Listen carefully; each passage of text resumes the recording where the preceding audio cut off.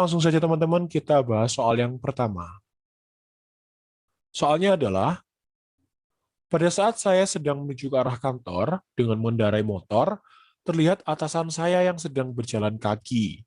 Hal yang akan saya lakukan adalah A. Mengurangi kecepatan sambil meminta izin untuk mendahului beliau. Yang B. Bersikap acuh dan pura-pura tidak melihatnya. Yang C. Memelankan motor dan mengucapkan salam kepadanya. Yang D.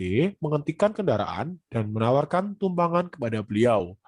Soal ini terkait dengan unsur kerjasama, bagian menumbuhkan tim kerja yang partisipatif dan efektif. Di sini maksudnya partisipatif, saling membantu ya, saling berpartisipasi turut serta gitu ya. Dalam hal ini,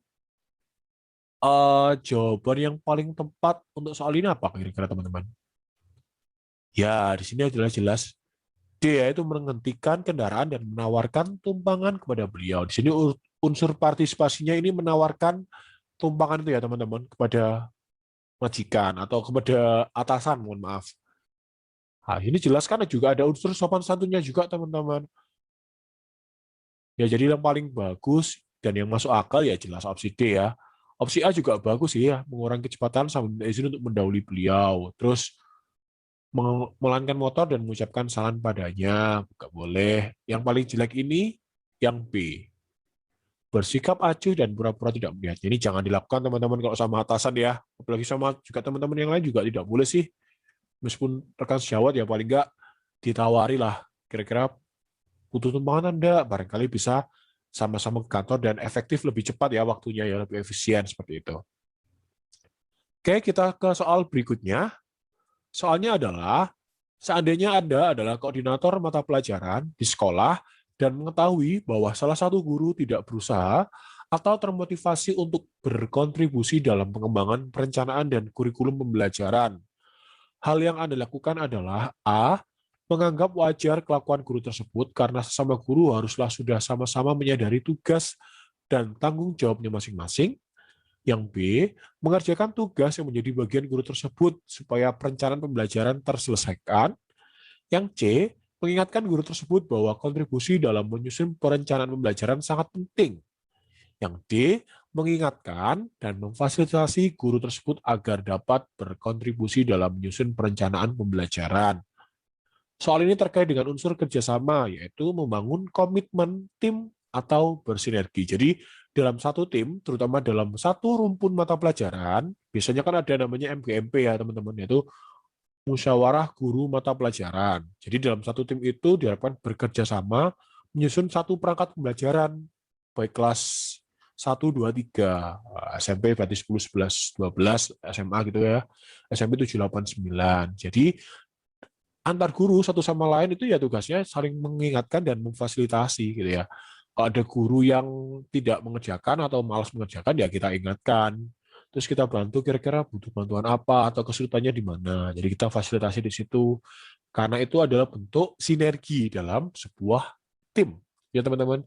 Jadi jawaban yang tepat itu atau jawaban yang mendapatkan skor tertinggi ada di opsi D.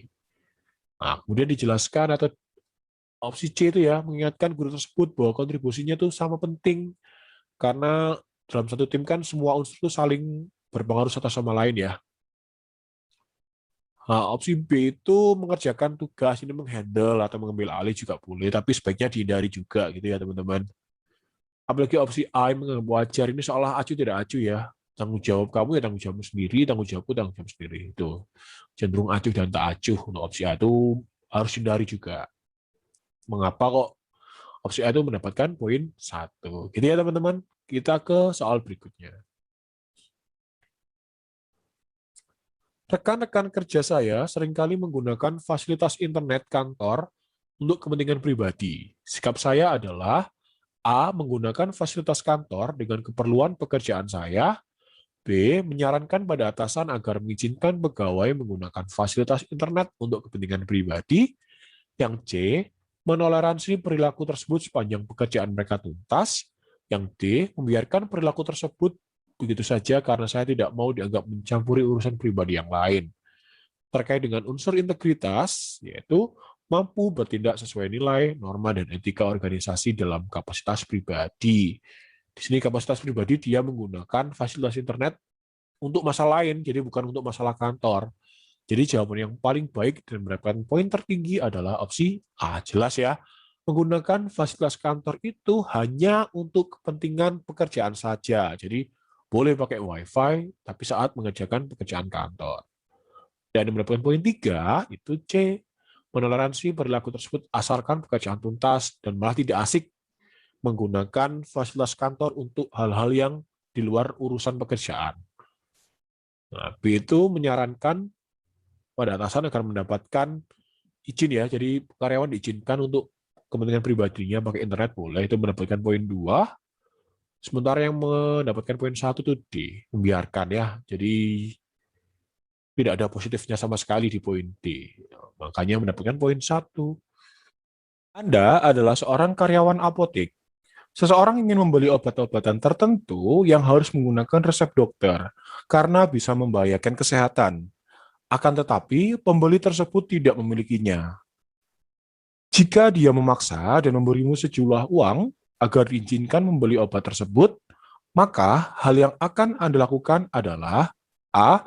Saya akan menerima uang tersebut dan memberinya obat karena tidak akan ada orang yang tahu. Yang B. Saya ragu-ragu dalam mengambil keputusan. Yang C. Saya menolaknya dengan mantap. Yang D. Saya berkonsultasi dulu dengan rekan sejawat.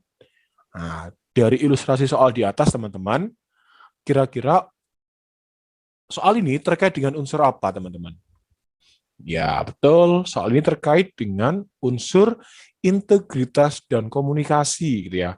Integritas itu apa sih? Jadi bertindak sesuai dengan aturan yang ada. Jadi kita taat terhadap aturan atau nilai atau norma yang ada di sekitar kita. Dalam artian, dalam soal ini terkait dengan apotik. Jadi kan ada nih obat-obat yang berbahaya yang memang harus ada resep dokter. Jadi saat minum obat itu biasanya ada dampaknya ya, mungkin dosisnya terlalu tinggi atau apa gitu.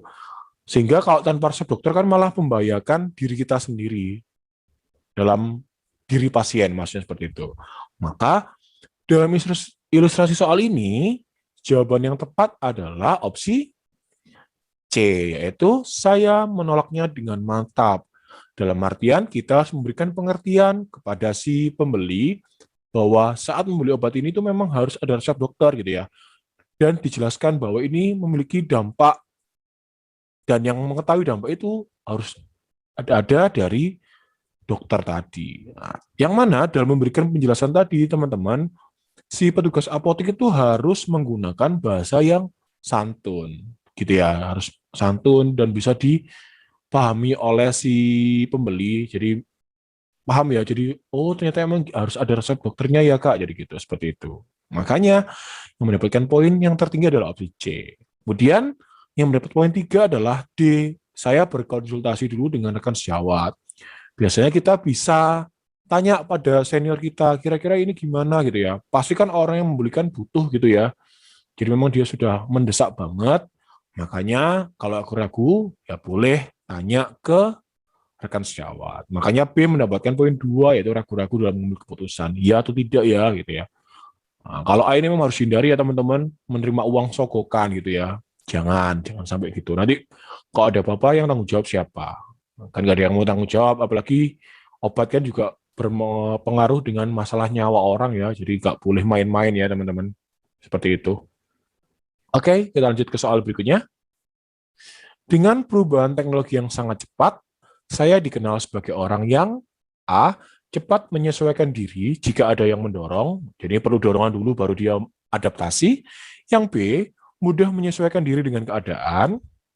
Yang C. Cenderung kurang mampu menyesuaikan diri dengan keadaan. Yang D. Mampu menyesuaikan diri meskipun membutuhkan waktu yang lama. Gitu ya. Nah, soal ini terkait dengan unsur pengembangan diri teman-teman, nah, yaitu kemampuan untuk menjadi pribadi yang selalu mau belajar terhadap perubahan zaman. Mana? Ya, meskipun soal ini terkait dengan masing-masing individu ya, tapi sebagai ASN kan dituntut untuk selalu mau belajar mengikuti perkembangan zaman.